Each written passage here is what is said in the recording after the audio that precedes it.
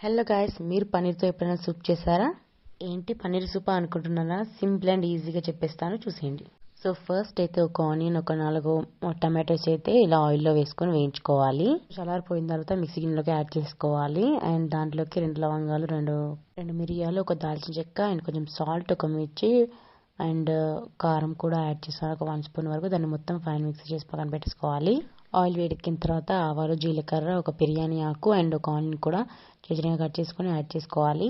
Onions కొంచెం వేగిన తర్వాత కొంచెం అల్లం వెల్లుల్లి పేస్ట్, కొంచెం పసుపు కూడా యాడ్ చేసి తర్వాత మనం ముందుగా చేసి పెట్టుకున్నటువంటి పేస్ట్ అయితే యాడ్ చేసి ఒక 2 మినిట్స్ ఆయిల్లో వేగిన తర్వాత కొద్దిగా వాటర్ యాడ్ చేసుకోవాలి. సో మనం సూప్ చేస్తున్నాం కాబట్టి కొద్దిగా వాటర్ అయితే యాడ్ చేసుకోవాలి. సో సూప్ మొత్తం ఒక 5-10 మినిట్స్ వరకు మంచిగా బాయిల్ అయిన తర్వాత కొంచెం పన్నీర్ మసాలా అండ్ ధనియా పౌడర్ యాడ్ చేసి తర్వాత పన్నీర్ ముక్కలను అయితే యాడ్ చేయాలి. సో పన్నీర్ అయితే నేను ఇంట్లోనే చేసేసుకున్నాను అనమాట.